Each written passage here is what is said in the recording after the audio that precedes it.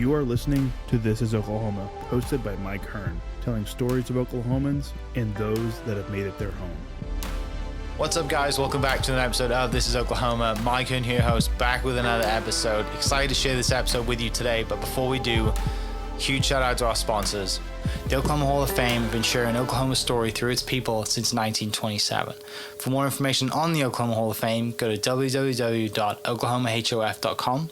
And for daily updates, go to oklahomahof on Instagram and give them a follow. Our other sponsor today is the Chickasaw Nation. Now, the Chickasaw Nation have sponsored pretty much everything in Oklahoma. They're a huge supporter of Oklahoma. And it's an honor to have their name and their brand supporting this podcast. A huge shout out to Governor Anatobi for supporting this podcast. It really means a lot.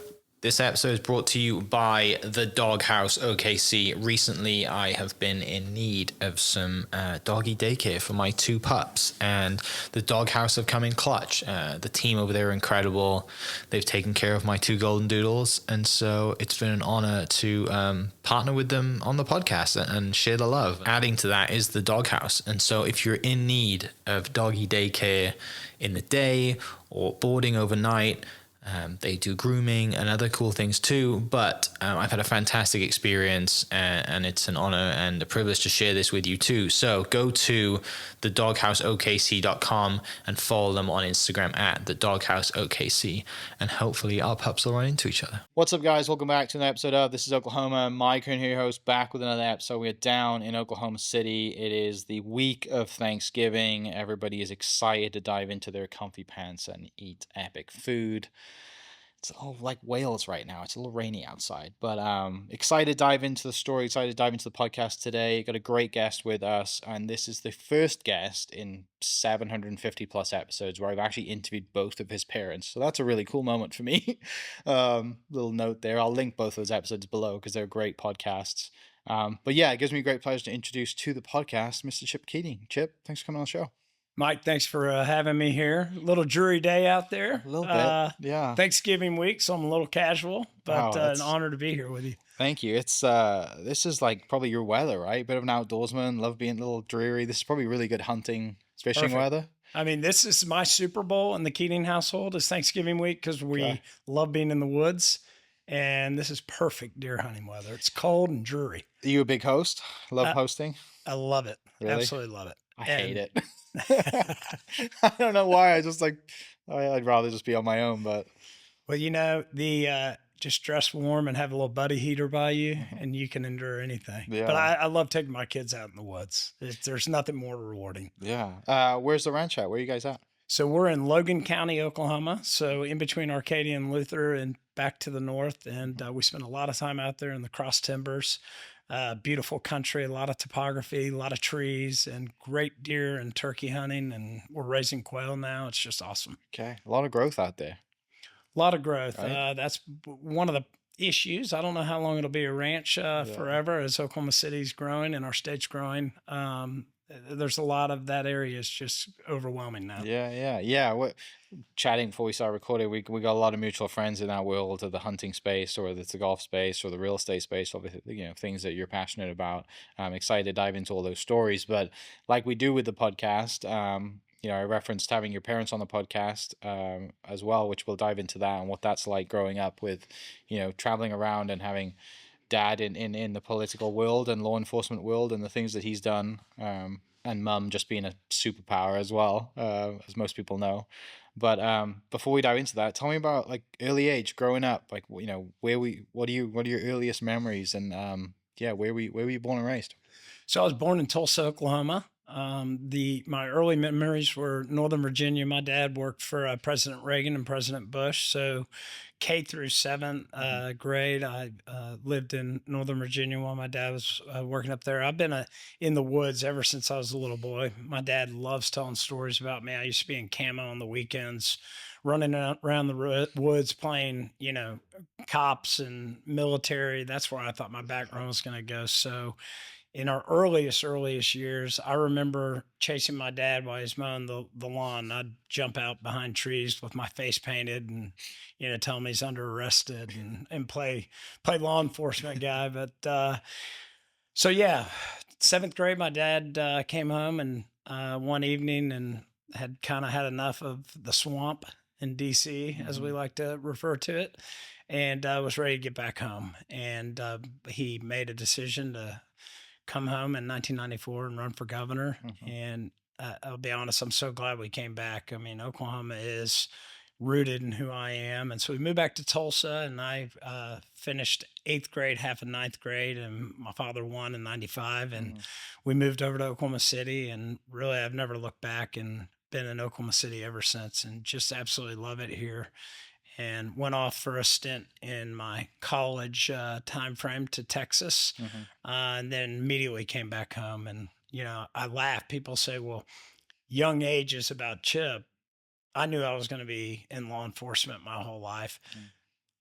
After the Oklahoma City bombing in 95, I think that really accelerated my interest in what our first responders, who they are.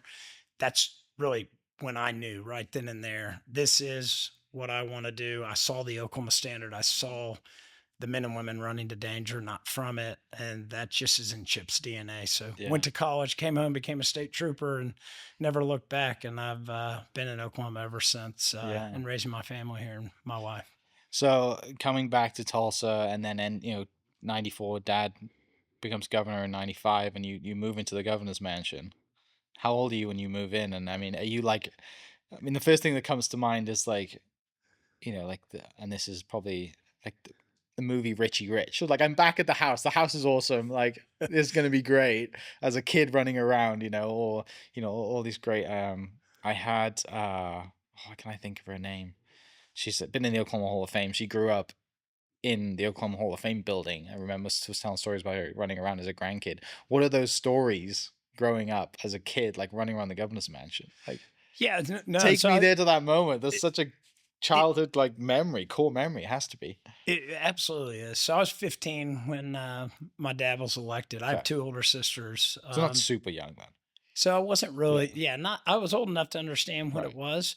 It was, the funny thing about Chip is, I knew pretty quickly I wanted to be a cop. I didn't like being in the spotlight. So it was actually an adjustment for me. I wanted a very normal life. And, that's a public residence. And my mom and dad really wanted to make it such, public tours. And so it's kind of hard to have a normal life. Like there's the docent ropes, and people have public tours. They're looking in your bedroom. So the funny story is I knew where the line of sight was, where people couldn't see in. So it looked like this normal kid growing up. The room's in tip top shape. If you'd poke your head in there and look to the left, that's where I kept the mess.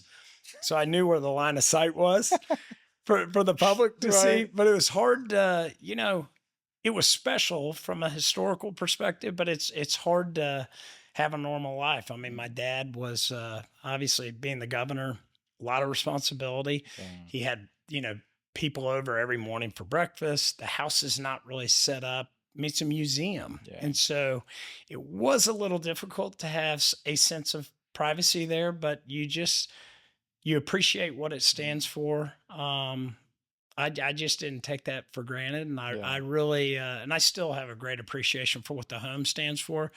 But it's special. But I think more than anything, a lot of people who knew Chip Keating, 15, 16, 17 years old, I spent more time in the trooper gatehouse than I did in the governor's mansion, because I knew I wanted to become a trooper. So I'd sit out there and hear all their, stories out on the road and hanging out. And I wasn't drinking coffee back then, but those guys sitting out there drinking coffee, and I just wanted to hear about them. So I probably spent a lot more time in the gatehouse than I did actually in the mansion. I mean, that's not, I mean, that's an interesting perspective to say that, because most people don't think that. Most people don't think of the tours, and 15 is a pivotal age, right? Like, you kind of had decided that fully decided your young age you want to be in law enforcement growing up. But 15, to have people peeking in your, you're living in a museum and anybody can come around when the doors are open. That's, people probably don't think that perspective about you living. I didn't, right? Well, and that's the thing, is like, you create an opinion about what something might be, and it's the shiny objects, but you don't understand there's more to that. Right? And an adjustment. But I'll tell you, where I have a lot of respect for my dad is, humility or faith, being authentic, he really drove that home probably day one. I'll never forget. I mean, we came down, he'd been just inaugurated, come downstairs, and there's a staff that runs the house because it is such a historic home. And I'll never forget the guy that was making breakfast, greeted my dad, Governor, make breakfast, blah, blah, blah, blah. And they said, Chip, how about you? And before I could even answer, my dad said, he'll make his own breakfast. Like literally. And he said, hey, this is a good time for us to have this conversation. He brought the staff in. Chip does his own laundry. He's going to do his own breakfast. He's not the governor. None of this stuff is for him. Like he's going to have a normal life. And I've learned that a lot from my dad. And you'll hear him say, when you get to know Frank Keating, he'll tell you people in politics or people in life that get too comfortable in the big black fancy car. That's fair. They lose their edge. And so I learned that a lot about my upbringing is being humble, humility, and authenticity is very important. And I got to tell you, my mom and dad were really good about instilling that in us. Yeah. Who was that? Who was the enforcer as far as your parents with you and your sisters? Well, my mom was more strict. Okay. Yeah. I think because my dad was gone all the time. So mom had to be kind of the strict enforcer, enforcing curfew, staying up because, dad, every time I come home, he's asleep if he's home because he's exhausted. So mom was always a little tougher than dad. You mentioned the guardhouse and being with the, with the security guys and law enforcement guys when you're growing up. You're, 15, 16, like that's such a cool thing to go talk to those guys, right? Because they are what you want to be growing up. What are some of those memories that stand out? Are those guys still around? Are you able to okay, do you still have relationships with some of those guys as well? And like, what was that like? Yeah, I mean, literally, they became big brothers to me. And so I went off to school in Texas because honestly, I wanted to be just close enough to home, but just far enough away to go have a college experience. But what I found out very quickly when I got to college, I wanted to become a trooper so badly. Like I was ready to get to work. And so, I graduated college in 3 years. I mean, I hoofed it all the way through summer school, 18 hours each semester. But every weekend, like 2-3 times a month, I would come home, not stay down in Texas, and I'd go on ride-alongs with the troopers. I was just itching to become a trooper. I was very determined on where I was headed in life. And so it really is that kind of that fraternity, that bond of those men and women. I just had the utmost respect for them. I couldn't wait to get finished with it. And so, they are very close friends today. Some of my best friends in the world are still state troopers. Yeah. You mentioned earlier, like, seeing people during the bombing running into it and furthers running away, the first responder mentality of going, and also the Oklahoma Standard. Why be a state trooper? Why not fireman, medical? Like, what was it about being a state trooper that you thought, hang on a second, that's where I want to go? Well, I think it's probably two things. Number one, the proximity I had with them just because of the patrol, protects the grounds of the mansion and around the family. And so I had that proximity to the troopers. And then when I really peeled that onion back and understood what's so interesting about the patrol, there's a lot of tradition to that agency. Their training is still widely known around the United States, one of the hardest academies in the country. They really have stuck to that original training tradition when a lot of other agencies have changed. And it's I honestly wanted to be a Secret Service agent my whole life up until the time I got exposure to the patrol. And then I realized, okay, I want to arrest bad guys. So I don't want to wear a suit and tie. And I like to I'm a hands-on guy. And, after the patrol, I thought I wanted to be in law enforcement my whole life. I thought I was going to go to the federal level, but I learned pretty quickly the patrol, more of the street side, and federal law enforcement, Secret Service, FBI guys in suit and ties. Well, I pivoted. I changed my opinion of wanting to go to the Secret Service after being a trooper. I was going to become an ATF agent. I was going to grow my hair out, grow a beard, and kick doors down and kind of be undercover because they're kind of the street guys of the federal law enforcement. So that proximity of working the streets, and it is. I have so much admiration for men and women that keep us safe at night. I mean, that's the genesis of really what makes America so special and so unique. And it drives me nuts when I look around the country and see lawlessness. Yeah. That's not who America is. And I think to the troopers, to the cops, to the men and women that put everything on the line for us, they are the life and blood of what our country is. And so I just have such deep respect for them. Yeah, no, you're right. My younger brother's a police officer back in the UK, and my mum was a nurse. She retires this year. I mean, same for me. Like very personal ties to to the first responder community, and it sometimes is a thankless job, right? And they're putting themselves in harm's way, and they do it daily. And some of the time they don't know what they're getting into, right? You don't know who's on the other side of that door, but they're doing their job, and at an incredible people to do that job. Um, Backing up a little bit, you mentioned going to Texas. Which school did you go to in Texas, and then what did you study?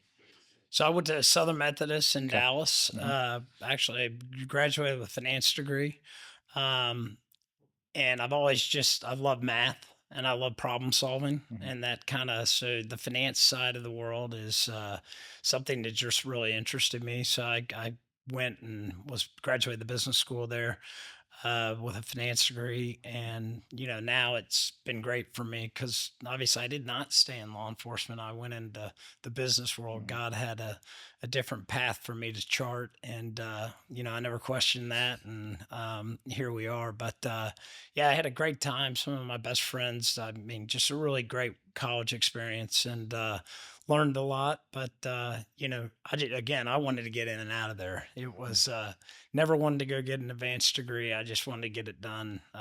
Mom and dad were pretty adamant that I go check that box. Yeah. So you come back, got your degree, 3 years, heading back up north, and you Is the first process? Do you dive straight in to go to school and to the state trooper and do the school So what is or the awesome, academy? May of 2001, I literally had to arrange for my finals to be taken 3 weeks early Yeah. because I was starting the 53rd Oklahoma Highway Patrol Academy. I didn't want to miss. They were only doing one a year if you're Oh lucky. yeah. So it started May 1st, and I wasn't graduating until May 20th. So I had to arrange all my finals to be taken early.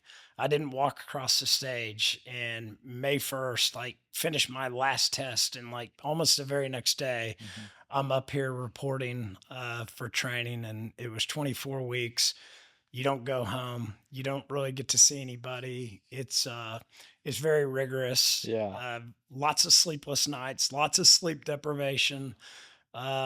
Best shape of my life is when I came out of patrol school. And so a lot of my buddies, my college buddies, were Hmm. seniors in college. And so I started May 1st and graduated the end of October in 2001 for the academy. And so a lot of my college buddies came up. They were still seniors in college and Yeah. they couldn't believe it. And here their buddy was a brand new minted state trooper in Oklahoma while they were seniors in college. Just all biceps and thick brimmed hat, right? Exactly. Right?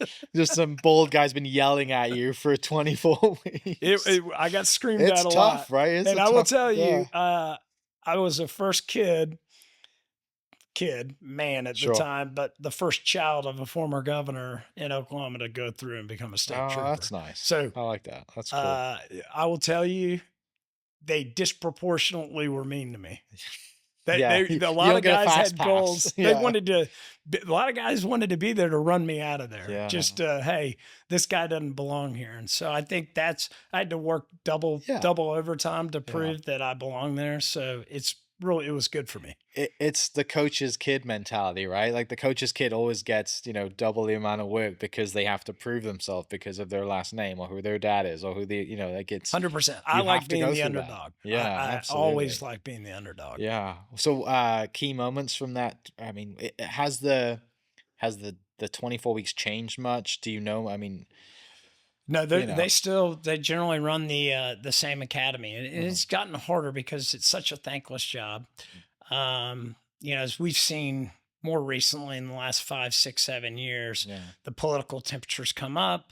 This whole idea and the movement around defunding the police made it harder to recruit Yeah. men and women into the profession.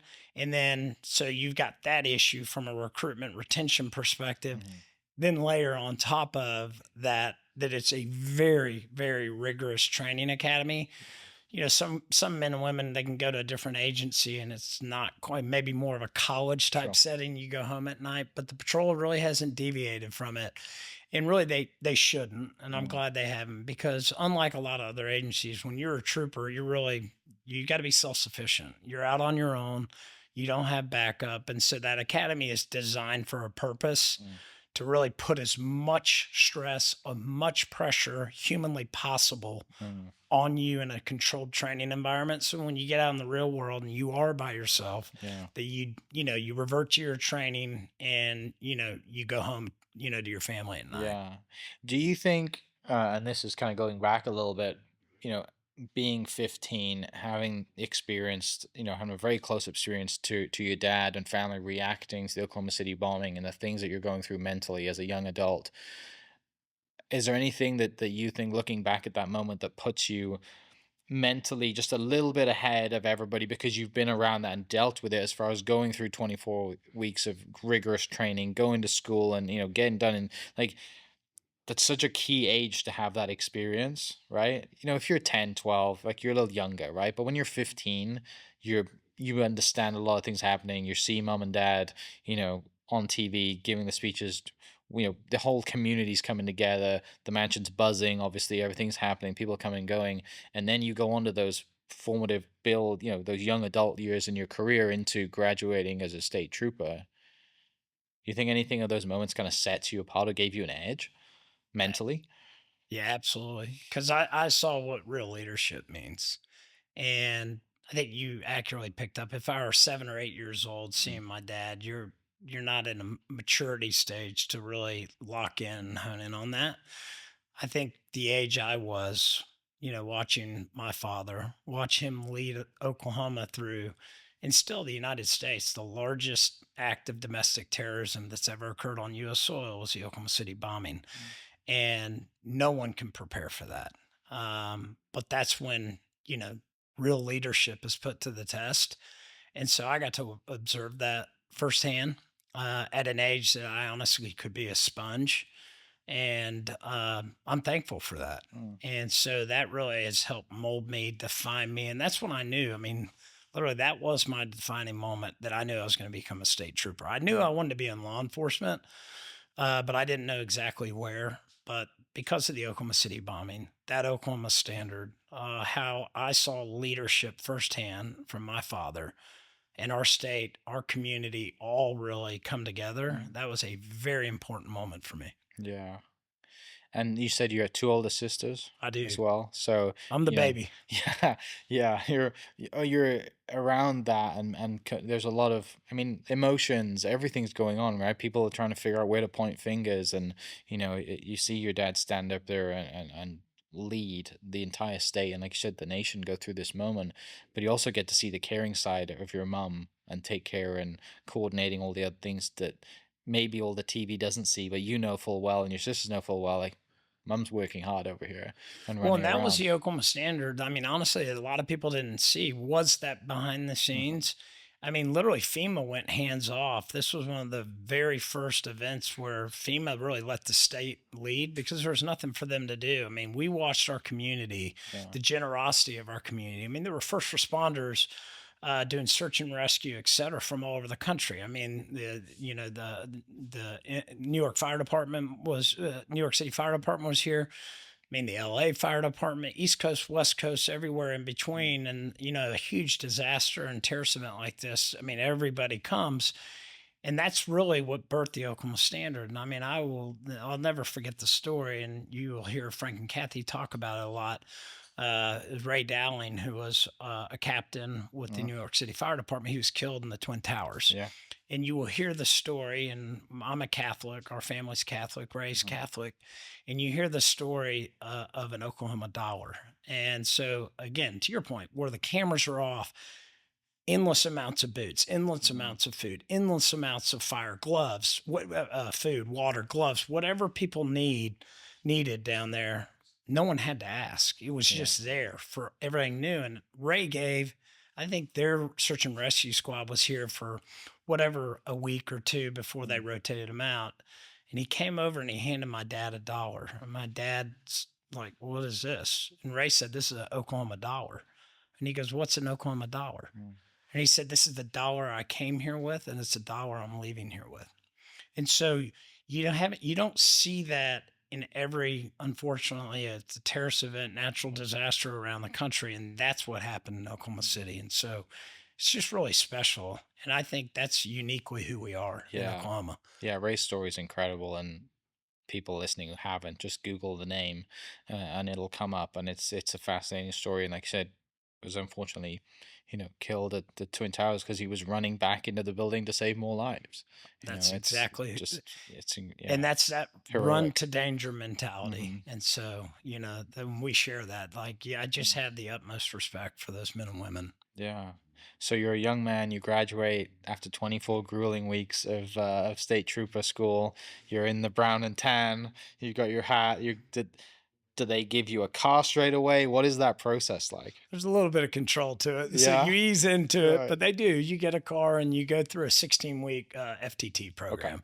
So another trooper rides with you, observes, critiques, grades, make sure you're really ready.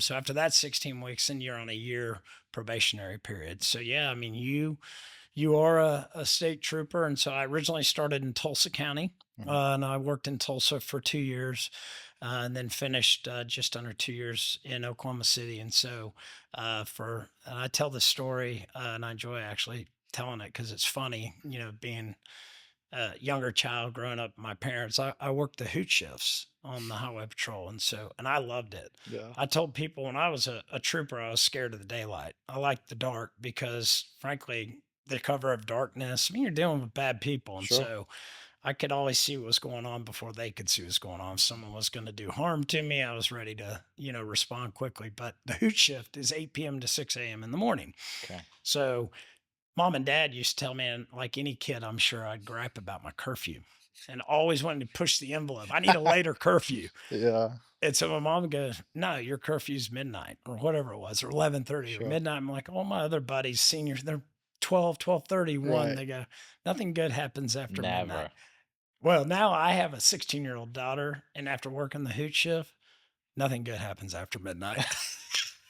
And so my daughter Callie, like I Yeah. said, seriously, her curfew's 10:30. And I'm saying, "I'm sorry, honey. I've seen the bad stuff that goes on at night, and Mhm. it exists. Unfortunately, Yeah. things turn at night, Mhm. and the nighttime sometimes brings out the more interesting characters." Yeah. So, Ugh. anyways, so yeah, I did that for 4 years. Arrested a lot of bad guys, been in a lot of pursuits. Mhm. I had a kind of like a drug dog. I like to sniff out everybody. When you Yeah. become a trooper, you find your role. Some guys are really good at doing DUIs. Some guys work a lot of seatbelt enforcement. Some guys work a lot of traffic enforcement. You get to kind of create your own mold of where Yeah. you thrive. And I like to go hunt bad guys. God, it's just and I have that thrill seeker yeah, well, and mentality in me. back to running around the woods in Virginia, right? Like There you that go. kid is That's where it there, it all comes began. back out, and like you've gone through the training, you're at, everything in your life to this moment is kind of leading you to where you're at, and you get this night shift basically, and it's, like I said, nothing, the worst of the worst come out, early hours in the morning, and not to mention too, being a state trooper, Oklahoma City, you got I-35 and I-240. I mean, it's crossroads, right? There's a lot of traffic that comes through here from all over the nation, and there's a lot of things that happen with that, whether it's the trafficking or if it's the drugs. I mean, there's people probably forget that about where we are in the nation, right in the middle. And that's why you have a lot of, CID, criminal interdiction enforcement here, Hmm. because we've got, I-40, I-44, I-35. Hmm. You've got a lot of major corridor routes where, whether it's drug trafficking, human trafficking, Hmm. just things inevitably come through here. Yeah. And so you see a lot of special emphasis because we are at the crossroads in Oklahoma Yeah. City. So, uh, a lot of bad activity comes through here. And so in law enforcement, if you're hunting bad guys, this is a good place to Yeah. do it. The 15, 16-year-old child boy in me wants to ask you about speed chases, because in the UK you don't get that, right? I mean, if someone's chasing you, it's mostly in a helicopter and the roads aren't as straight, and so exciting, proud moments in your career as a state trooper as far as chasing people down. Yeah. Well, they're really dangerous. Very, yeah. And so, it's not all. I'll tell you, I took it very seriously because you're Mhm, putting a lot of the motoring safety mhm. or motoring public in jeopardy if someone you don't know why someone's running. Yeah. Right? They could Yeah. have Yeah. just committed a homicide, just robbed a bank, or stolen vehicle, or just be scared. Like, Yeah. right? You don't know what's going on in front of you, and so they're very dangerous. And so the good thing about the patrol, Mm. and you hear people talk about pit maneuvers. We call them TVIs, tactical vehicle intervention. Uh, if you can safely do it, and you can do it Mm. without creating property damage. I did a lot of TVIs Mm. because pursuits are really really dangerous, and unfortunately sometimes end up in really bad collisions for Yeah. an innocent motoring vehicle. And Mhm. that worries me now, like as a parent. I'm a defensive driver. I've got my head on a swivel, just the nature of starting the driving the way I did. But Not to mention everybody's on their phone now when they're driving. always on their phones. So I mean, ending pursuits Yeah. quickly is a really good thing Mhm. in my opinion because they are so dangerous. Did you prefer the SUV or the sedan car? Were you in We both? didn't have Oh, SUVs you back. didn't? Oh, No, when I was a trooper, I drove a 2001 Crown Vic. okay. Yeah, I The don't even know if they classic make the car, Crown right? Vics Yeah. anymore. I I mean, don't think they do. that's the classic movie cop car, right? I mean, That's a big that's classic movie car. The yeah. old Ford police interceptor Hmm. Crown Vic, And now they're rolling around in yeah, Tahoes, Tahoes. They're looking great. and Dodge Chargers. Yeah. Yeah, God. yeah, Sorry, that's like the child in me that wants to know the details for driving fast cars, chasing bad guys. Like yeah. like every boy for the most part grows up, right? Playing, cops and robbers or the Uh, games that you play, See, right? you And get it. oh, I was that kid. Absolutely. That's and I like speed and cars, and so Yeah, that's why. But no, it is it's exciting. yeah, and that's just obviously the tiny part of the role, right? Ideally, everything stops before you have to get to that speed chase. But when you do in it, there's a reason you train so hard for it, and there's a reason that being a state trooper and the training you go through is widely known as one, some of the Well, and most at the end, rigorous you don't training. know what's going to happen. I mean, Yeah. TVI. I mean, you could be about to get in a gunfight. You Mm, just don't know who you're dealing with, so it yeah. is dangerous. I took that work very Mhm. seriously.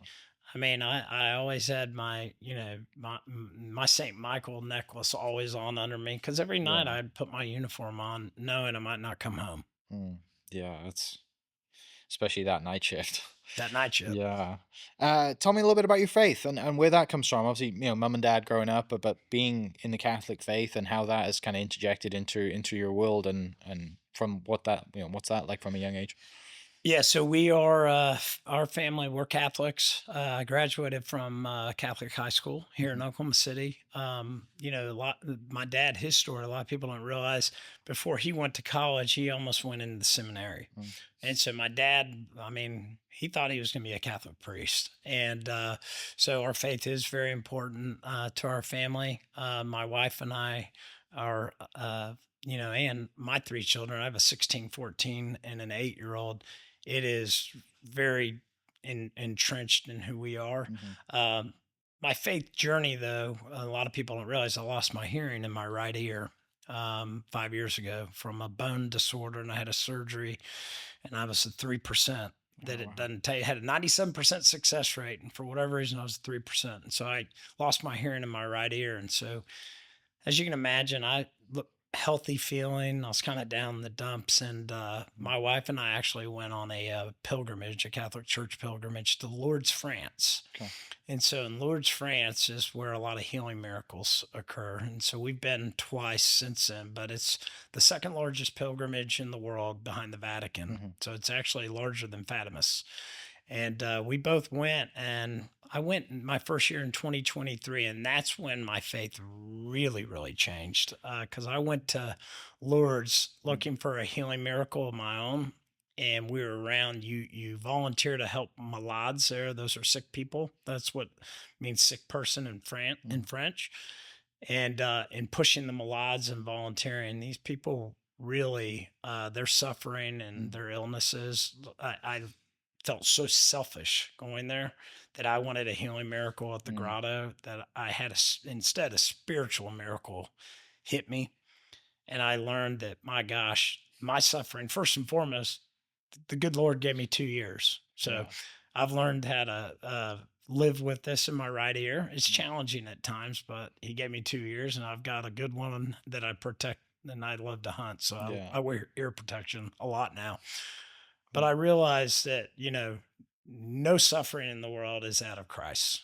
And that was the ultimate suffering. So something very powerful occurred to me in Lourdes 3 years ago. And so it really is, my faith has been Yeah. paramount to me and my family. How do you put that, which it's difficult to put that into words, but how do you put that into words, of that feeling of, having this overcoming feeling and going through that moment in 23? Like, where you at? What's the building like? Take me there. What was that moment like? Well, it was emotional. It Mm. broke, like it hit me. Like I basically collapsed to my knees and was very emotional for me. Like I started crying, and my wife was there with me and didn't know what was going on. And I literally,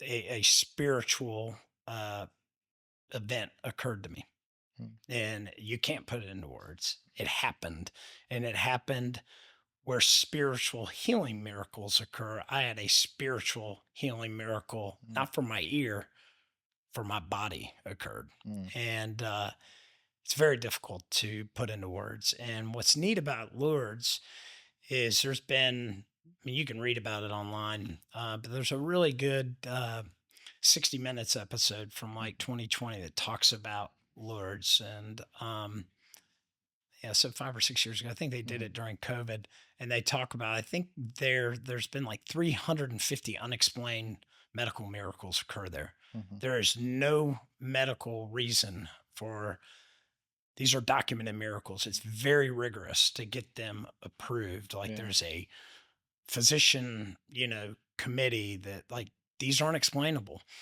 And so if you read the story, and so 300 plus miracles occurred there. And Saint Bernadette, who's now, Saint Bernadette is a saint, saw the Blessed Virgin Mary. I think there were like 19 adorations there that, in the late 1800s, like 1870 to eight in that year. But the story's fascinating. And, and there are unexplained miracles that have gone on, and a lot of people every year, 50,000 plus people just in May, go on this pilgrimage looking for a medical healing miracle to occur. It's a special place.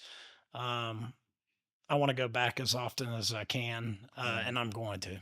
Was it just you and your wife, or did you take the kids with you when you went? So we did not. I want to take Okay. my daughter's a sophomore in high school, Mhm. and I really want to take her as a page or a volunteer while we go. The pilgrimage with the Knights of Malta go the first week of May, but I actually went with my mom and dad, so I Oh, think they've wow. been 4 times over the last 20 years. Yeah. And my dad is a Knight of Malta, which is one of the highest civilian orders inside the Catholic Church, and it's to take care of the sick and the poor.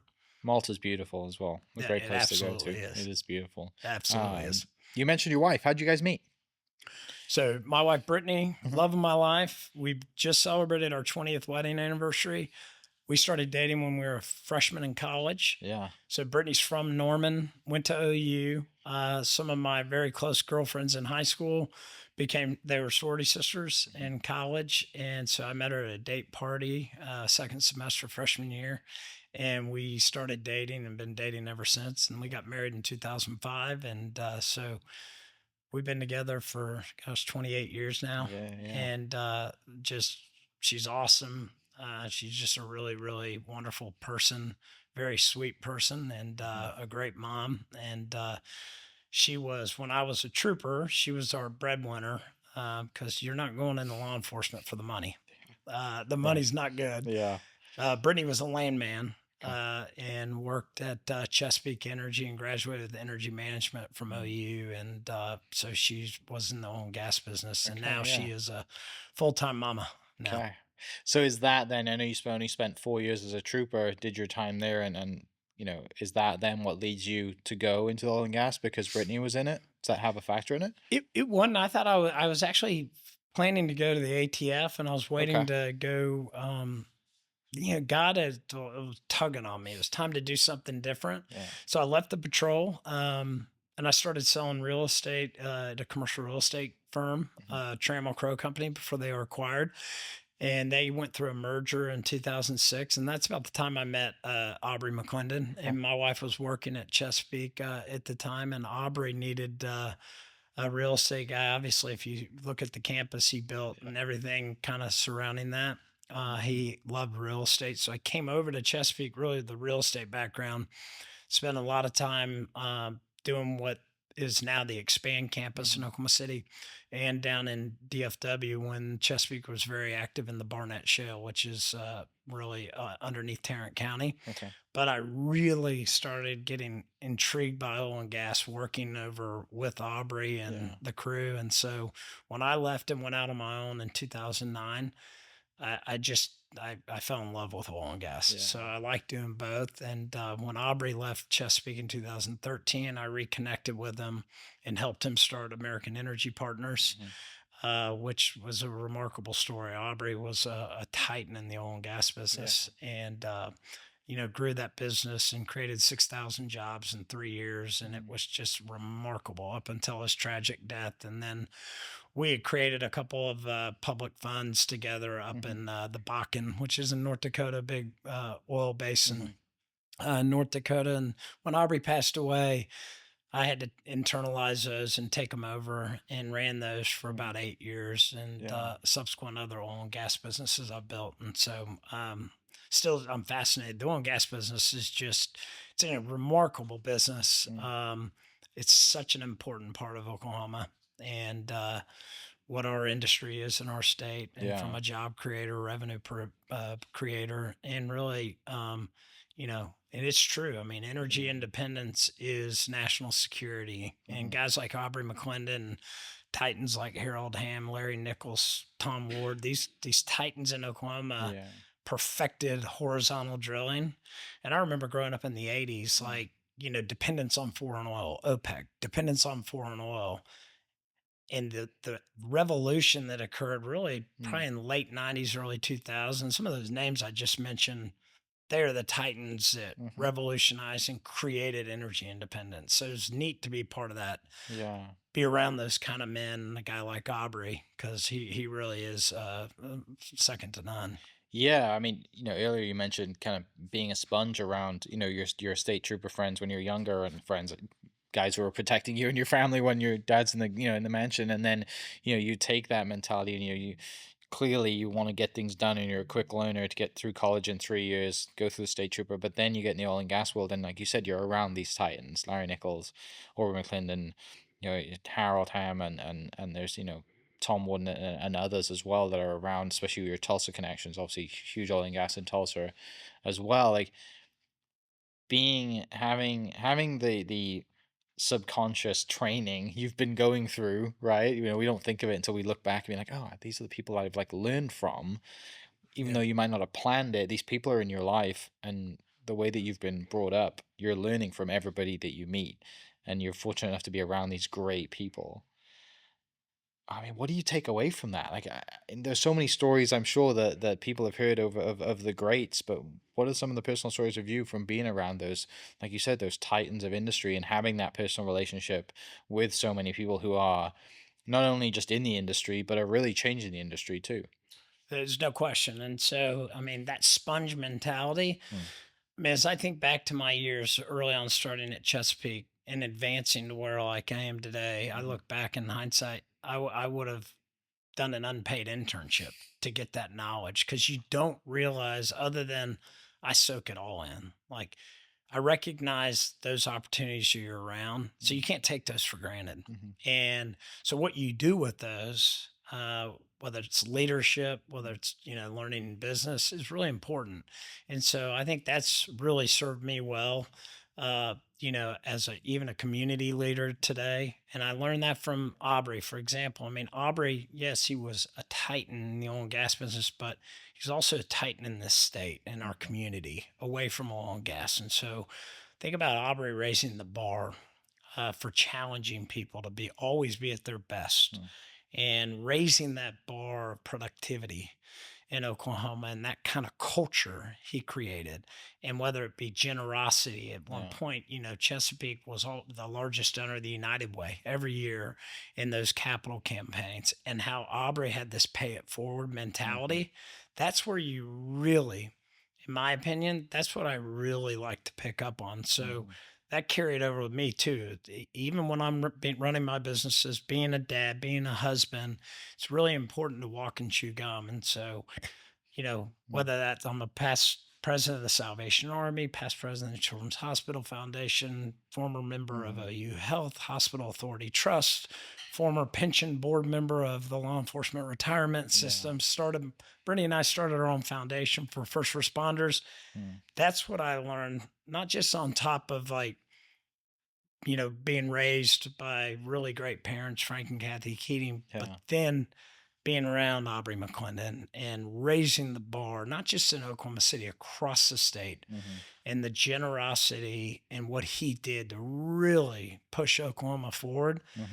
That defines who Chip Keating is. Yeah,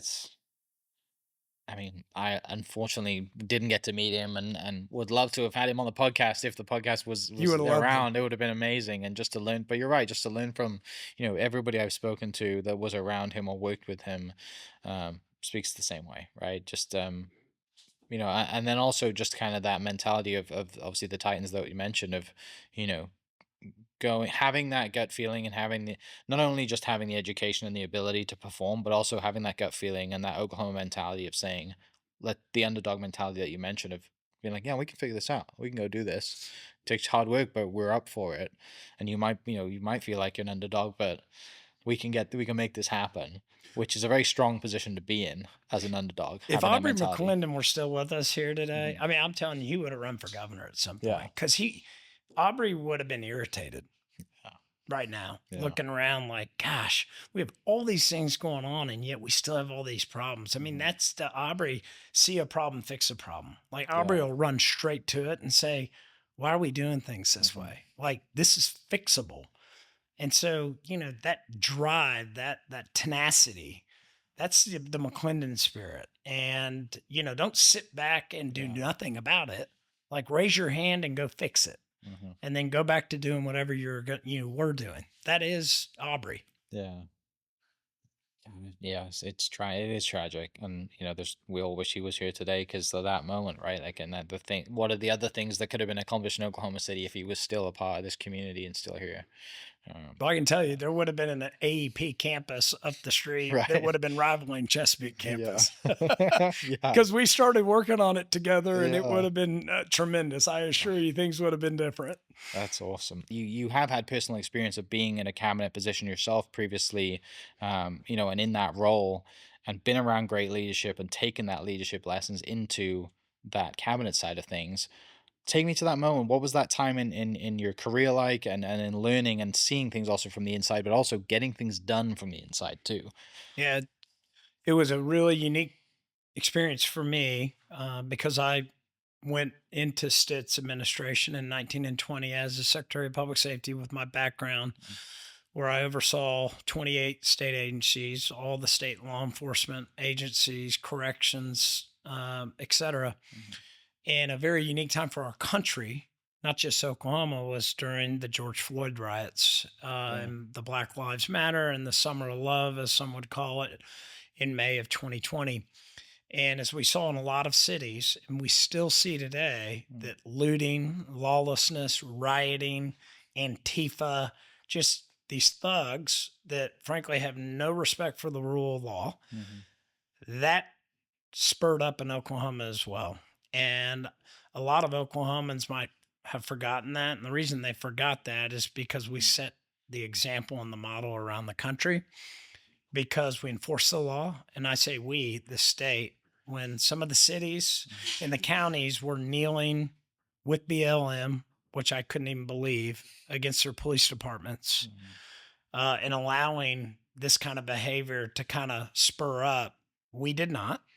And I lived down near Emergency Operations Center, which is down under the Capitol, for weeks and weeks and weeks, monitoring this activity. And Antifa was here. And they tried to do some stuff in here in Tulsa and other communities around our state. And we activated the National Guard. We activated all our state trooper resources. We enforced the law. We let those men and women do their job. And we arrested 39 out of state bad actors, threw the book at them with coordination with our local prosecutors. Even in Oklahoma County, charged them with terrorism charges because they are terrorists. I mean, anybody that's going to come into our city and light Molotov cocktails and throw them into businesses or to antagonize law enforcement and try to do harm to them are terrorists. And we set the example. We ran them out of here. And while other blue cities and other cities around the country were trying to figure out what to do, it's simple. Law and order, leadership, let the men and women do their job. And so that was a very trying time for our country, for our state, but we did, in my opinion, an exceptional job here because we let the men and women who are our heroes do their job. Leadership. Yeah, that's the key, right? These people have been trained for a reason to do the things that they do, and they're great at it. And if people who aren't trained get in the way and say and tell them what to do, then things don't go well. Well, and on that point, and I think this is as we see what's gone on in New York, and they just elected, a socialist who has talked openly about defunding the police and not giving them the resources to them. And we're in a crisis in recruitment retention for law enforcement officers. And it's because of the lack of leadership. When the elected officials openly talk about cashless bail, why are these guys going to go put their lives on the line to go take someone who is a hardened criminal who might just commit a crime, put them in jail just for that person to get right out? And they're going to risk their lives doing that. Or if they do something wrong or right, the leaders never going to have their back. They're not going to get people to come do this job. And so that's where we need to be courageous, bold. We're Oklahoma. I tell people we're a sanctuary for cops in Oklahoma. We want you here. So these crazy other markets that aren't going to support the men and women back to the blue, bring them to Oklahoma. We want you here, and we need, frankly, officers. We're 450 troopers short today. We're 100 OBN agents short today. We have we have a illicit drug crisis going on. Not the medical marijuana issue.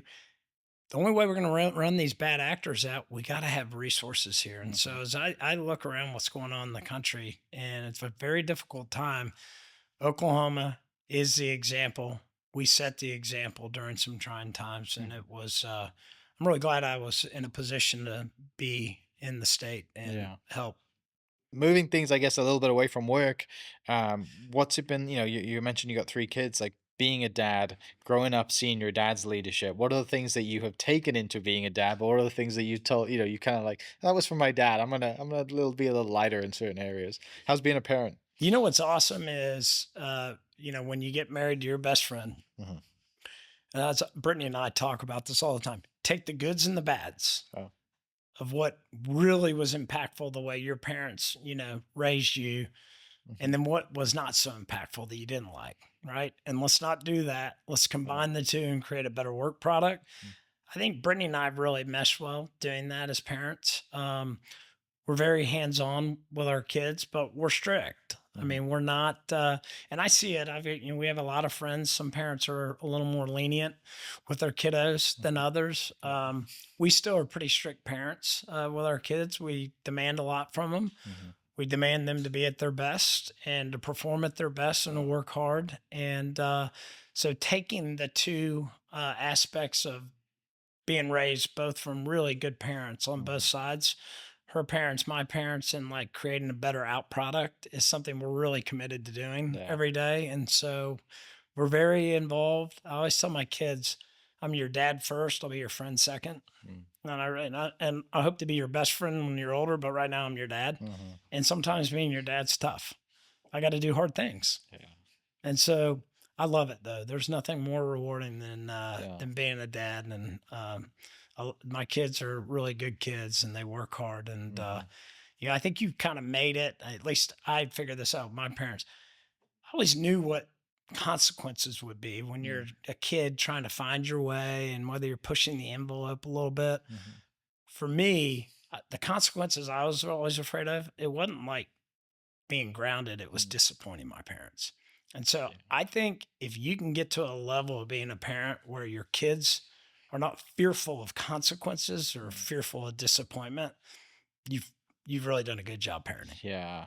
Yeah, that internal shame of knowing like I've let my parents down as a son of great parents, it's heavy, right? You know, that moment because that and also that silence from your parents goes so carries a Very long far. way, right? They don't have to say anything. They just look at you, don't say a word. You're like, uh-oh. I need to go and have some self-reflection moments. Amen. But 100%. I'm not a parent, but I'm sure it must be the hardest thing to do. You know, being a parent is just like, you know, great kids, but also wanting to hold them to a higher standard and be that dad first, What's the and most then friend important job second. in the world? Yeah, gosh, I just got two golden doodles right now, and they're complete terrors. I'm terrible at being their parent because I'm like, oh, it's fine. You just chewed up something. It's no big deal. Give me the puppy dog eyes and come cuddle, and we're good. You know, they're not hunting dogs, that's for sure. Oh, That's awesome. sometimes I wish I had two hunting dogs, and just they're the most well behaved things Uh, ever. that's awesome. Oh, it's great. Um, so, well, let's talk a little bit about. I mean, the kids were getting to an age where you had some pivotal moments, right? You know, you said your 16-year-old daughter, and what's that like getting to an age where the kids are, you know, with technology, with social media, with being able to look at, you know, their family history and everything that's out there. Do your kids share some of your passions? Are they more like you? Are they more like Brittany? How's that? They are. So we're a big Yeah. outdoors family. We love to be in the woods. We love to Hmm. hunt. We love to travel together. Active. Anything active, Yeah. we love doing that. Um, it is. It's different growing up today. And everybody's got a phone. Everybody's on social media. You have instant, news at your fingertips. Yeah. You got a lot of things coming at you. Luckily, my wife is really good about patrolling that and controlling that. And Hmm. so she has, I mean, they have to turn their phones in every night. She scrubs them. Hmm. Like, it's frightening. Like, honestly, for me, Right. luckily she does that. But you're right. I mean, my kiddos, I would say we're really fortunate from a family value perspective. Yeah. Our family is so important to us. It's Hmm. central and everything. Our kids, their beliefs, their value system, even into politics. Like, I was blown away when Charlie Kirk was assassinated. It really hit my eighth grade son. Oh And I wow. didn't know that Yeah. he and his buddies were following Charlie Kirk Yeah. because Brittany does all the Sure. policing of social media. And so their value system, Mm. and I really think they are. I told my kids that this weekend. I said, your generation are the generation I believe that are Mm. really going to make sure this country, like, you're going to take it back. Mm. Because, I mean, our country's under assault right now, and we're Yeah. divided right now. And a lot of Mhm. what we're seeing, on the left is lunacy to Mm. me. Yeah. And so I'm really excited that at least my kids and even their friends, it's not because they are raised in a conservative family like mine, their friends are as well. And just seeing like the tragedy of Charlie Kirk Mm. and how it impacted my son really gives me a lot of hope as a Mhm. parent that, frankly, this great nation, the United States, like, we're going to be better than this. Yeah. We're not going to look backwards because we're still seeing a bunch of nonsense going on in other areas of the country that Mhm. it's hard for me to wrap my mind around. It makes zero sense to me. Yeah. Well, and to that point, you know, I grew up in the UK. I'm from Wales originally. I became a citizen of the States in September 24 last year. I've been out here since 2011.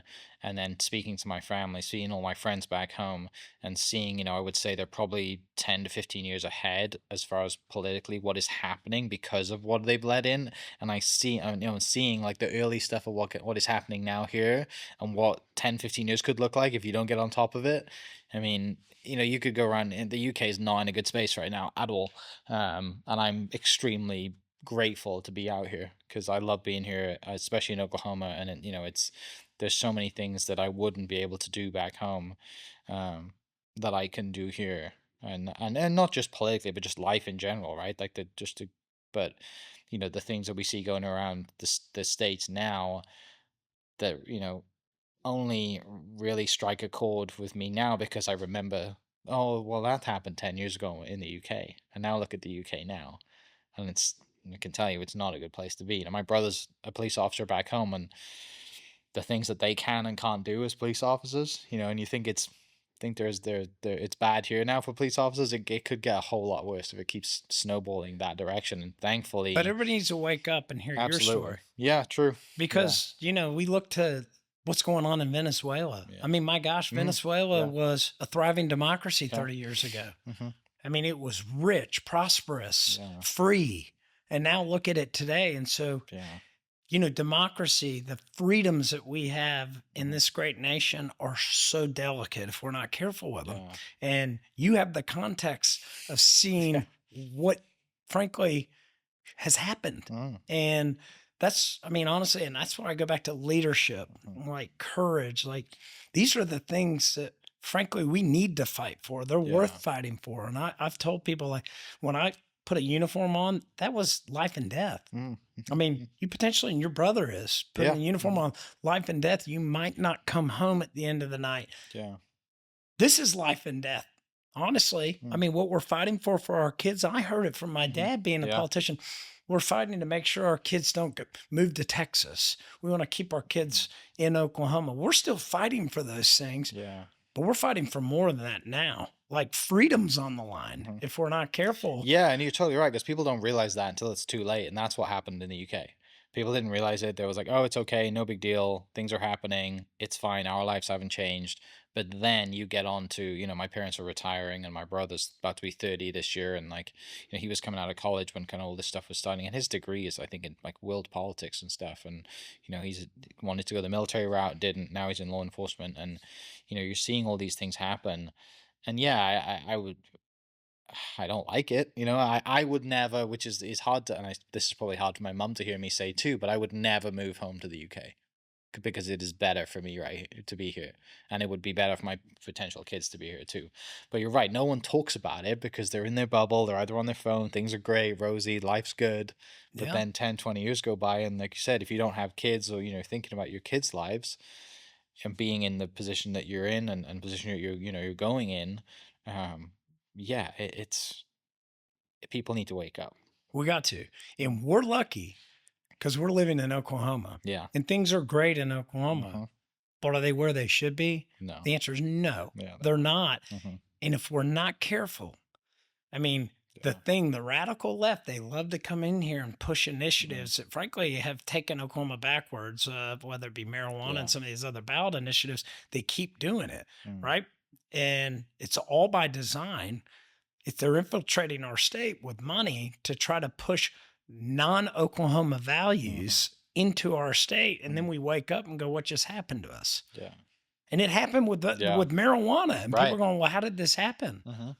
Well, I tell you how it happened. Yeah. There's money We coming from brought it other. here, and it was outside money Yeah. No because one we sees didn't that. wake up to what was on the ballot. And that's Mhm. why it's so important people step up, vote, Mm. kids be engaged. That's why I love seeing that my son was so moved Mm. by Charlie Kirk and what that movement has become. There's no question, our Heavenly Father called Charlie Kirk home to help save this country. Yeah. I really believe it. Mm. And I see that in my son and what's going on all around college campuses now in high Mhm. schools. Our next generation's waking up to what is so great Yeah. in this nation Mhm. and to make sure we don't lose it. No, you're you're totally right, and it is hard to not like shake people and wake them up to it because they haven't seen it, right? The wall have been pulled over their eyes for so long, and because of social media and outside money and all the factors, it's like if people opened up the can of worms to see what was actually been happening, they would be shocked, right? Speechless of all the things that happen, and it's with the power of social media and divisiveness and all the things putting us against each other. And hopefully, you come to this great time of Thanksgiving and Christmas and people get around family. And generally, family is, the time where you sit at the dinner table and the crazy uncle or aunt brings up politics and it sets We it all off, have right? one. We all have one. But there is. I had this conversation with another previous guest. Like, we don't sit around the table and have conversation anymore. And that's where I think a lot of thing is lost, that you're sitting around, you're being around the generations that have lived through things. You're being around your grandparents, your great grandparents, and your son is the age and younger who are on phones because technology's technology is making the younger kids older, because they're open to all these things that we weren't open to growing up, and they're seeing these things and having conversations, and you're like, why is that? Why are people not sitting around the table in this melting pot again? But I mean, I gotta ask you this question because we have to. Meaning, like, I want to know why. After listening to you talk for probably an hour, I understand why you're doing what you're doing, and running for governor. But for a sake of just me being a podcaster and the interviewer in me likes to ask the question why. The life that you've lived up to now, the family you have, the kids that you have, running in as to be a governor and be in politics is turning all that upside down, meaning like their lives are about to really change. And I know this isn't something that you take lightly.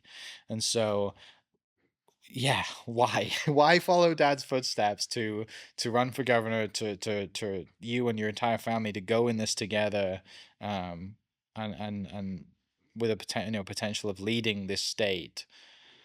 Why do you want to do that? Why not ride off into the sunset and be happy and be in your oil and gas wheel, go hunt and quail and play golf and hang out? Like, Well, that's the easy route. that is true. Yeah, no. Yeah. And I always take challenges head on. Okay. And it's simple. The old slogan of Oklahoma used to be Oklahoma's okay. That means we're average, we're marginal. And Oklahoma is not that. We're great. Now, to be at our greatest and for a greater Oklahoma, the reality is career politicians aren't going to get us there. Yeah. There are folks that I'm running against, leaving names aside, that have been up there a long time that could go fix these problems, and they haven't. And so tells me they won't. And so I sat back on the sidelines looking for somebody that would excite me. Yeah. Because your point's the right one. Sometimes it'd just be easier to go have Right. my life, be a Yeah. dad, be You've a worked husband, hard, run all the my things, businesses, go Yeah. help a good candidate. Yeah. That's honestly where Chip was through the spring, summer. I was searching for that candidate. And sometimes the very thing you're searching for is looking you right back in the face, daring you to take it head on. And that's where we ended up. And the reality is, I'm an unapologetic conservative. I've seen what the radical left's doing to our country. As an America First agenda, faith, family, freedom, the reality is we live in a conservative state, but we have a lot of blue state issues. And what are those? We're 50th in education. We're 47th in healthcare. We tax everything in our state. We have a public safety problem. We have an illicit drug problem that, frankly, we've turned our back to, and we have the Chinese Communist Party operating in our state. We have the Sinaloan cartel operating in our state. We have a mental health crisis going on in our state. We have a homelessness crisis going on in our state. To me, those are blue state issues. And where are we? We're in Oklahoma. And so it's going to take new, bold, decisive leadership, but a different kind of leadership. The humility, the authenticity that I talked about, that I think is very important from my upbringing to lead this state forward. And leadership's going to matter. And I think Oklahoma's at our biggest crossroads ever. I think this is one of the most consequential elections in our state's history, because other states are figuring it out right now. Net migration's real in our country. They're all fleeing this lawlessness, radicalized, it's not even, I don't even know who Democrats are anymore on the hard left. I mean, they don't stand for anything just. All they do is attack President Trump. That's all they do. And so I think it's going to take, honestly, Oklahoma to compete with these other great states that are winning a net migration race this next 4 years. And people say, well, if you win, would you run for another? Let's talk about the next 4 years. If we don't get it right for the next 4 years, I think Oklahoma goes backwards so far that we're going to have a hard time recovering, because these other red states that are really red states are figuring out how to pick up this low-hanging fruit. Because the country's shifting. And Oklahoma, we have unlimited oil and gas potential. We have unlimited aerospace potential here. We are rich in natural resources. We are rich in people, but yet we're poor, and we're 50th in everything. Well, we've had a leadership vacuum. It is time for us to wake up and get this place moving forward for a greater Oklahoma. Yeah. How was the conversation with Brittany and the family when you told them? I assume you told Brittany first, or had the conversation with Brittany first. I wish you was I would right love here. to be in that room.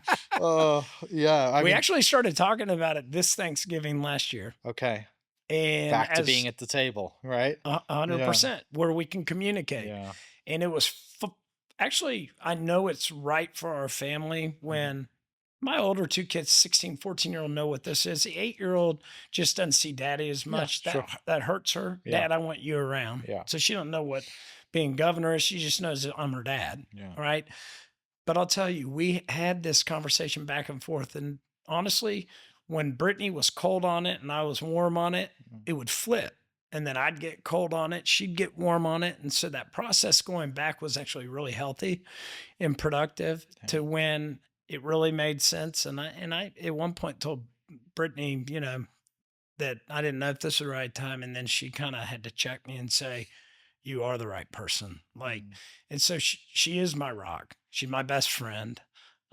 She knows me very well. She knows where my heart is.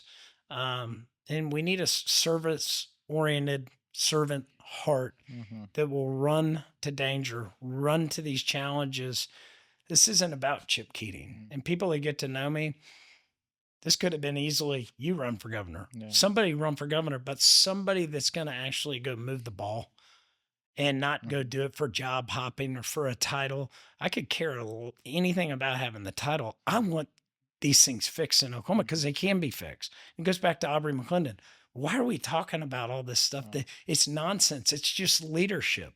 And, as we think about that George Washington type leader who literally would get on the horse and lead into battle when he very well could have been in the back of the Yeah. battlefield, go be a frontline visionary and leader and Mhm. go lead this state through what we know we can get through. Yeah.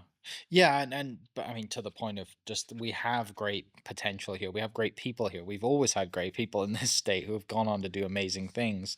And as you mentioned earlier, your dad is in a fight of bringing, keeping people in Oklahoma and keeping the talent here because of the stats that we're not great at, and keeping families here because of the potential here, right? I mean, obviously, a winning sports team helps. And universities, through one of the universities, is doing pretty decent right now. That helps as well because winning solves a lot of problems. But at the same time, we got, you mentioned the medical side of things. We have great doctors here, great families. Like, this is a great place to be, and I align with you on this is a pretty key moment in Oklahoma's history because of the potential that we do have and the history that we have to propel the state into the next, generation of great families that stay here and work here and build this. We had, we haven't really talked about it, but you touched on it too, that no one, people are starting to wake up on the aerospace potential here as well, and but that's been there for a long time, Long time. and the air, not just the military side, but just the civilian side of it, of the air industry as well. And I had a lady on the podcast about a month ago. She's a teacher at Pryor High School, and she teaches. They're building a plane in high school, and they're going to fly it. But they're building a plane in high school. The high school kids are building a plane, and she has multiple PhDs, and worked at Lockheed Martin. And her husband took an aerospace job in Tulsa and moved her back, and her calling was teaching. And you're like, if someone has just graduated from university and has multiple PhDs and done all the things and is working at Lockheed Martin on the next greatest big tech gen fighter, whatever, and they choose, to follow their husband back to Tulsa and come and now is teaching high school kids, clearly not for the money, Yeah. like could have easily 10x her income by working in the private sector. I mean, That service heart. there's a reason there, right? Amen. And so, there are so many great people here, and standing up and just saying, right, like, we can do this versus me, I, look at my last name, my dad did this, blah blah blah. That's clearly being here for over an hour. That's not who you are. And Not so who I I get am. that feeling, across, Well, and I sitting think across that from you. I'm glad you used the term we. Yeah. That's honestly one of the biggest things that I've said. Like, leadership is not I. Hmm. It's we and us. And it goes back to, I really believe this. You get a lot more done when you don't care who gets the credit. Let's go get the credit done for Oklahoma. That's why Chip Keating's running. Mm. It's not about the title. If I didn't think these problems were fixable, I assure you I wouldn't be doing this because I don't want the title. Yeah. I want the problems fixed. Now, how are we going to get from A to Z? We're going to have to lead. A lot more we and us, Mm. not as much I. and go do it for Oklahoma. And it can be done. Talking about the teacher in Pryor, Lockheed. Mm. When you think about like education, like this is not rocket science to fix. It's Right. really not. Yeah. Like, and I know we could probably talk about that for an hour. We don't need to get into that. Yeah. It's very fixable. Yeah. But education's a foundation of everything. And we think about like aerospace, oil and gas. Well, workforce pipeline. You're not going to have a workforce pipeline if your root of your educational foundation's garbage. Mm-hmm. And so this is all systemic. And it's not going to fix itself overnight, but we've got to do it. We know how to fix it. Yeah. And for whatever reason, our leaders have literally turned their back to the kids of Oklahoma. Like we are failing Oklahoma at the highest levels. Hmm. And so it's time for new leadership in this state. I'm 46 years old. I'm going to relate more with the younger generation. I go back to the 8th grader, my son, the Charlie Kirk movement, these college age kids. These are the kind of leaders, it's for them. And so for Chip, as I look at it, hopefully I have a long life in front of me. This is a very short window of kind of a deviation in my career path that I want to go do, make a difference, and I want to go right back to the private sector. I have no interest in doing anything else but this. As I tell people, I wish I could sign some kind of pledge. This is all I'm going to do. I promise you. And people that know me know I'm dead serious about it. And then I'm going to go back to my businesses and being a dad and a husband, which I'm still going to be doing this. But then I'm going to go focus on running businesses and being a businessman. Let's talk about that then. Let's talk about, you're 46 years old. Let's talk about, how old mom and dad now? My mom just turned 75. My dad's 81. Okay. So let's take you to be 80, in between 75 and 81. What are you looking back on your life to be in this moment now? What would hopefully Granddad Chip say at that moment? And, looking yourself in the mirror and looking back at your life, what would you be happy to say? Honestly, you took the challenge head on and you didn't just think about it. That's always who I am. See a problem, run to it. See danger, run to it. I think if I were fast forwarding 30 years from now and I hadn't done this, Granddad Chip would have said, that's not who you are. Awesome. Well, I appreciate you coming in. Appreciate your time. Appreciate you and everybody else. I think, it's not an easy thing to do, is to run for governor and put yourself out there, and regardless, winning, not winning, like putting yourself out there to go to say it, running towards the problem and figuring it out is a noble thing to do. And it's not something that people should take lightly, regardless of how anything works in the election. It's not an easy thing to do for you, not an easy thing for your family to endure. And so commend you on that. It's a really, really, it's a big deal to do that. And I don't think people take that on as much as they should, right? They just see whoever gets it and that's it. But that's a really, really, it's a big deal. And so thanks for coming in. Thanks for sharing your story. And I met both your parents. They've both been on the podcast. They're great. I'm sure they're super excited to. Okay, but rate it real quick before we end. Who did better?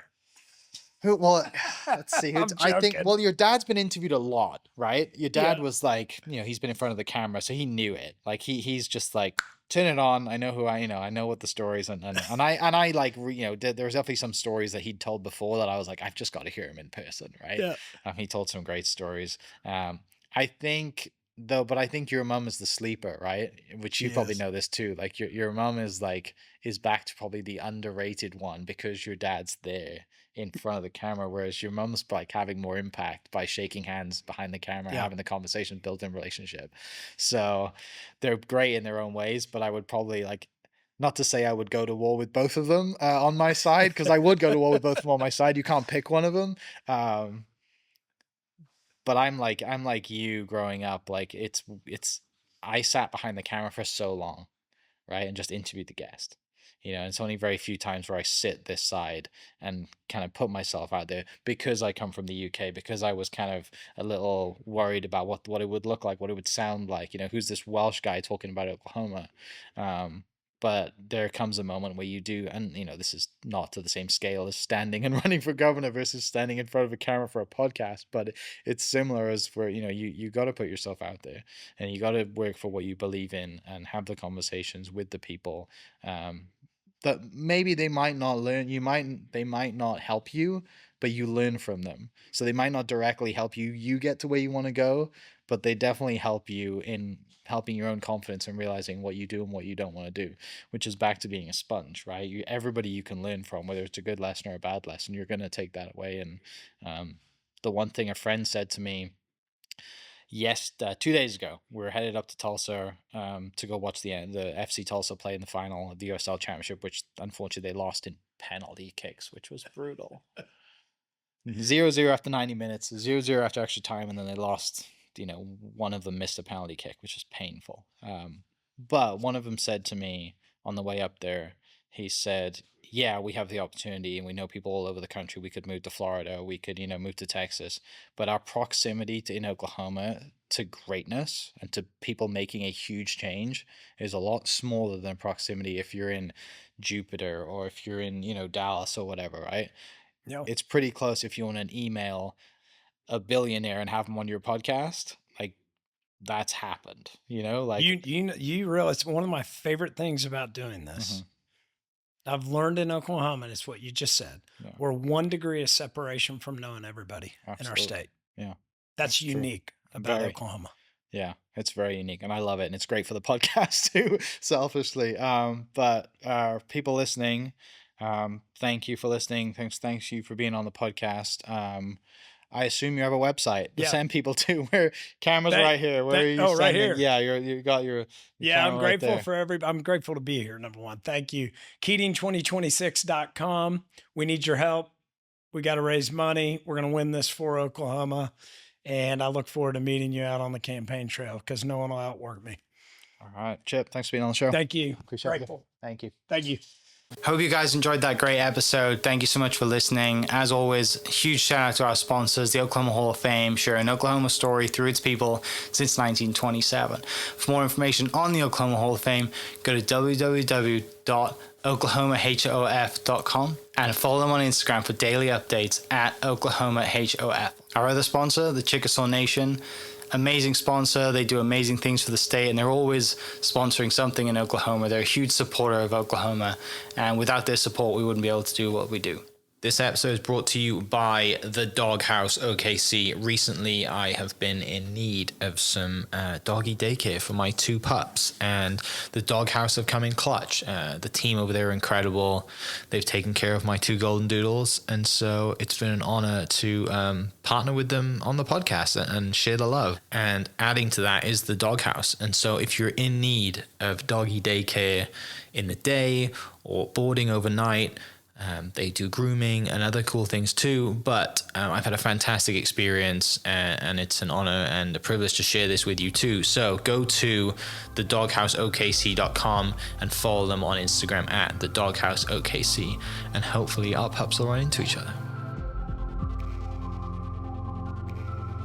Thank you for listening. We are inspired by those around us and hope that you are too.